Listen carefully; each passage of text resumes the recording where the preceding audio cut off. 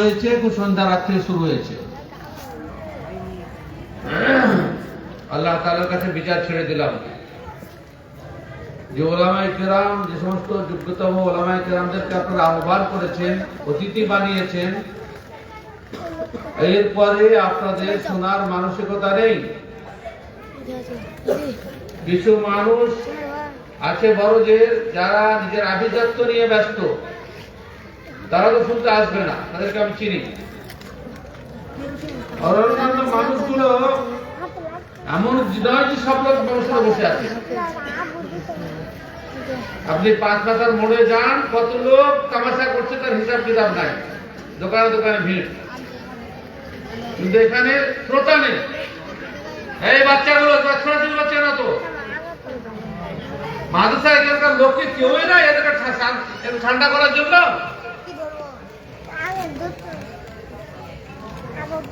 সব সময় ছুটে বেড়াচ্ছে বাচ্চাগুলো, একটা দায়িত্বশীল নেই।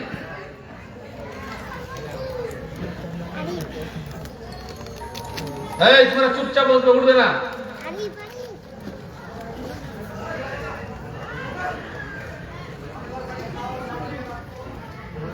ভলেন্টিয়ার নিয়ে ছুটে বেড়াচ্ছে, কি বলবো? এই মেয়েগুলো ভিতরে আছে, বকাঝকা করলাম, তারপরে বুকে চলে গেছে। কি করতে আসে এরা? তামাশা করতে।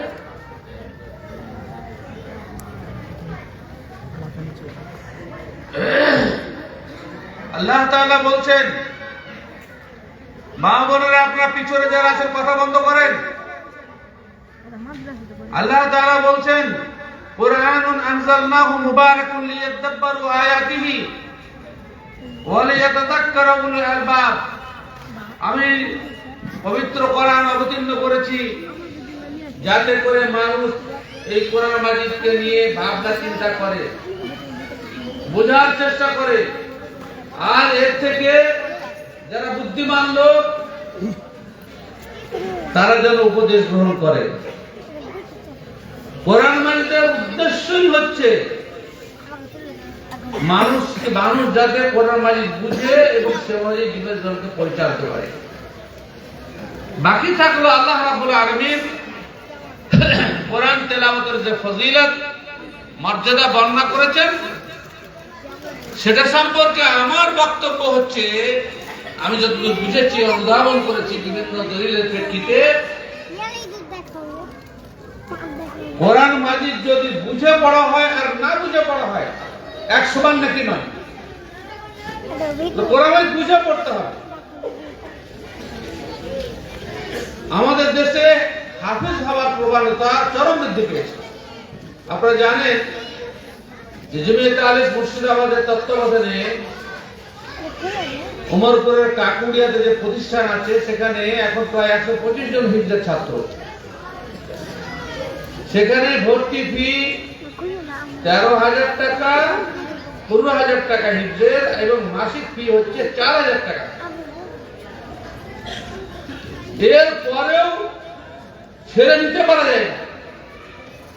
প্রতিটা গার্জেন হাফেজ করবে। কিয়ামতের পূর্ব লক্ষণ আল্লাহ সাল্লাল্লাহু আলাইহি ওয়াসাল্লাম এটা ভবিষ্যৎবাণী করেছেন।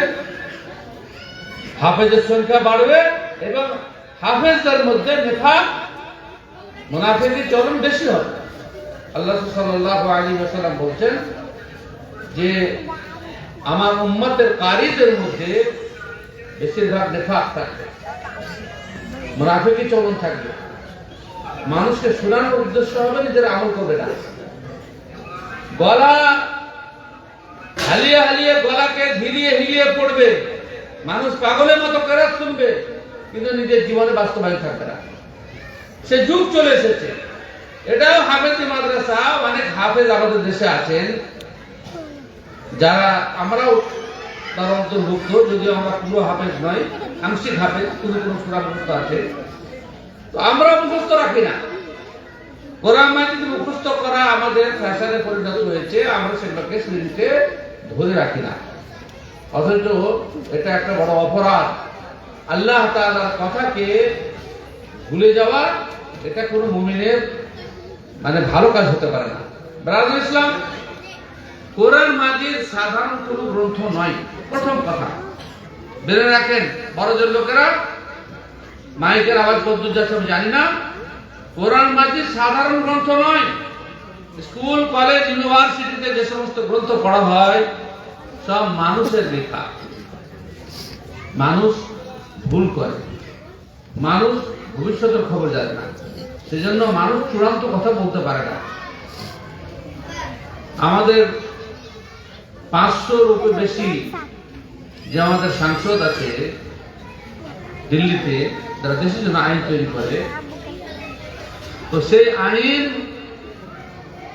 অধিকাংশ সময় পরিবর্তন করতে হয়। একটা আইন তৈরি করলো যে জানছে যে এর দ্বারা সরবরাহ, তো আর একটা আইন তৈরি করছে পরিবর্তন করে। ভারতের সংবিধান প্রায় 112-এরও বেশি পরিবর্তন হয়েছে, বিভিন্ন সেক্টরে পরিবর্তন হয়েছে 112-এরও বেশি। কিন্তু আল্লাহ তাআলা কোরআন মাজিদে পরিষ্কার ভাষায় বলেন, লা তাবদীলা লিকালিমাতিল্লাহি যালিকা দীনুল কাইয়্যিম। আমার কথার কোনো পরিবর্তন নাই, আমার কথার কোনো পরিবর্তন নাই। আল্লাহ তাআলা কথা নবী মুহাম্মদ সাল্লাল্লাহু আলাইহি ওয়াসাল্লামের মাধ্যমে পাঠিয়ে দিয়েছেন। তিনি নিজে সে কথা উচ্চারণ করেছেন, জিবরিল আমিন তার থেকে মুখস্থ করেছেন এবং আল্লাহর নির্দেশে রাসূল করিম সাল্লাল্লাহু আলাইহি ওয়াসাল্লাম মুখস্থ করিয়েছেন। এই কথা কোনো পরিবর্তন নাই। আল্লাহ তাআলা এই কোরআন মাজিদকে সুরক্ষিত রাখার দায়িত্ব নিজে নিয়েছেন। সূরা হিজরে আল্লাহ তাআলা নিজে বলছেন, ইন্না নাহনু নাযালনা যিকরা ওয়া ইন্না লাহু লাহাফিজুন। আমি কোরআন মাজিদ অবতীর্ণ করেছি এবং আমি অবশ্যই তার সুরক্ষা প্রদান করি। আজকে প্রায় 1500 বছরের অধিক হতে চলল, এখন পর্যন্ত একটা জের জাবার আকার অক্ষরের কোনো পরিবর্তন নেই। পৃথিবীর এমন কোন গ্রন্থ আপনি দেখাতে পাবেন না যে বিভিন্ন সময় বিভিন্ন সংস্করণে তার পরিবর্তন হয়নি। কিন্তু আল্লাহ তাআলার কথা কোনো পরিবর্তন নাই, কিয়ামত পর্যন্ত একই অবস্থায় থাকবে। এই গুরু দায়িত্ব আল্লাহ রাব্বুল আলামিন নিজে নিয়েছেন। সুতরাং যারা কোরআনের শিক্ষক আর যারা ইউনিভার্সিটি অথবা কলেজ হাই স্কুলের শিক্ষক, আল্লাহ রাব্বুল আলামিনের দরবারে মর্যাদা এক নয়। এটা তো পরিষ্কার পুরোদের এক করতে নেই। আমরা স্বীকার করছি যে আমরা কোরআন মাজিদ হচ্ছে শ্রেষ্ঠ গ্রন্থ, কিন্তু সেই শ্রেষ্ঠ গ্রন্থের পাঠক না হয়ে আমরা অন্যান্য বই পাঠ করি। বাচ্চাগুলো কার বই?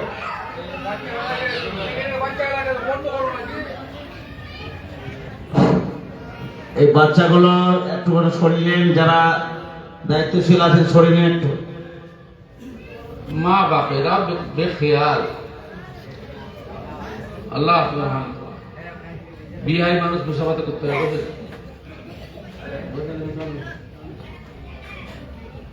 এখানে আছেন?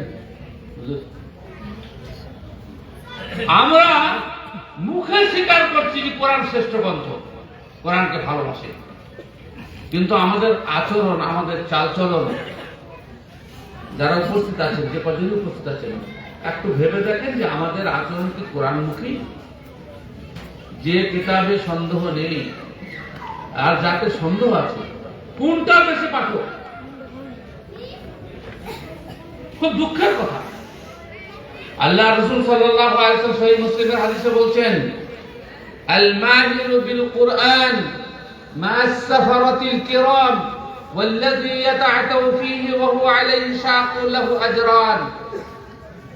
কোরআন মাজিদ সম্পর্কে যার অভিজ্ঞতা আছে, অর্থ বুঝেন, ব্যাখ্যা বুঝেন, এর মর্যাদা হচ্ছে কিয়ামতের দিন আল্লাহ রাব্বুল আলামিন তাদেরকে ওই ফেরেশতাদের সাথে রাখবেন, জিবরিলের সাথে রাখবেন, যে জিবরিল লাওহে মাহফুজ থেকে রাসূল করিম সাল্লাল্লাহু আলাইহি ওয়াসাল্লামের কোরআন নিয়ে এসেছেন। অন্য কোন শিক্ষিত মানুষ পাবে না। আল মাহিরু বিল কুরআন মা'আস সাফারাতিল কিরাম। সাফিরের বহুবচনের সাফারাত, যিনি সফর করে নিয়েছে, দূত কোরআন মাজিদকে যারা নিয়েছে রাসূলের কাছে পৌঁছে দিয়েছে। আল্লাহ তাআলা শুধু জিবরিল একাই ছিলেন না, জিবরিল একাই ছিলেন না,